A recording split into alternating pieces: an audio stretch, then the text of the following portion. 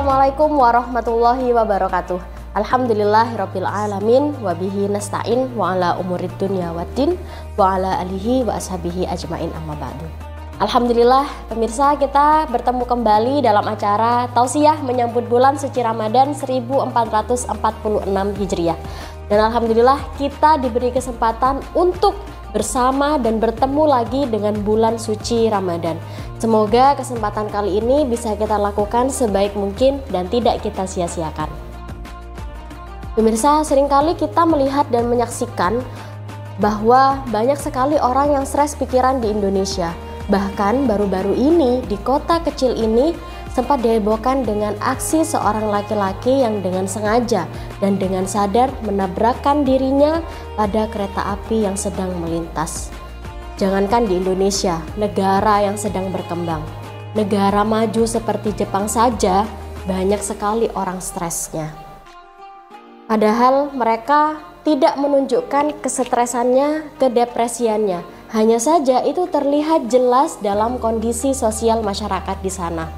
Banyak hal yang tidak membahagiakan mereka, padahal mereka mempunyai banyak hal yang tidak dipunyai oleh masyarakat Indonesia. Mereka memiliki aturan yang disiplin, yang tertata rapi, bahkan sedetail-detailnya dikhususkan dan dimaksudkan untuk memakmurkan masyarakatnya. Tapi kembali lagi, 33.000 orang setiap tahunnya di Jepang melakukan aksi bunuh diri. Bahkan di Korea, negara yang sedang dielu-elukan masyarakat kita belakangan ini, tingkat bunuh dirinya mencapai 25% per 100.000 penduduknya. Hal ini menunjukkan bahwa tempat yang baik belum tentu mensejahterakan mereka. Tempat yang aman, bangsa yang aman belum tentu membuat mereka senang. Popularitas, ketenaran belum tentu membuat mereka merasa tentram. Uang yang bisa membeli teknologi terbaru sekalipun tidak membuat mereka bahagia. Ada suatu kekosongan, ada suatu kehampaan, ada suatu kekurangan yang muncul di dalam hati mereka. Inilah pentingnya kita belajar tentang qanaah. Qanaah adalah menerima apapun perintah Allah karena Allah yang memberikan. Jadi bukan tentang apa yang kita terima, tapi tentang dari siapa kita menerima. Itulah qanaah. Kita merasa senang, kita merasa bahagia terhadap harta karena harta tersebut diberikan oleh Allah.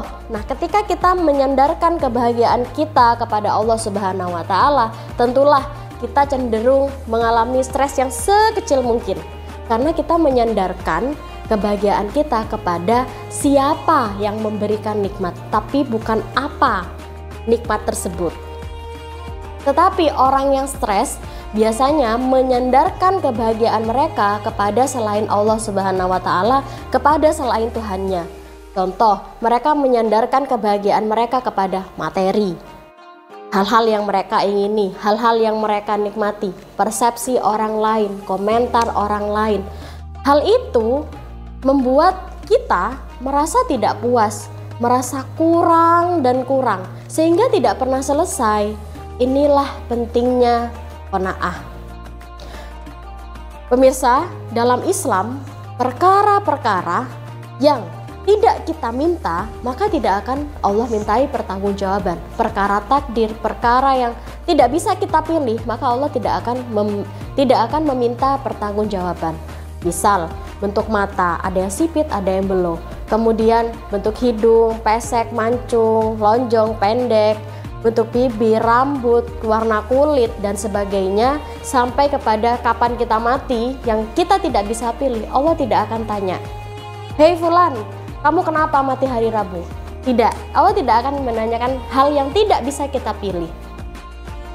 Tapi ketika Allah tidak minta dan kita mau mengubahnya, misal kita tidak srek nih sama bentuk hidung kita, kemudian kita ubah hidung kita mancung. Nah, Allah tidak minta, sedangkan kita yang memilih untuk memancungkan hidung kita. Maka perkara seperti itu yang nantinya Allah mintai pertanggungjawaban.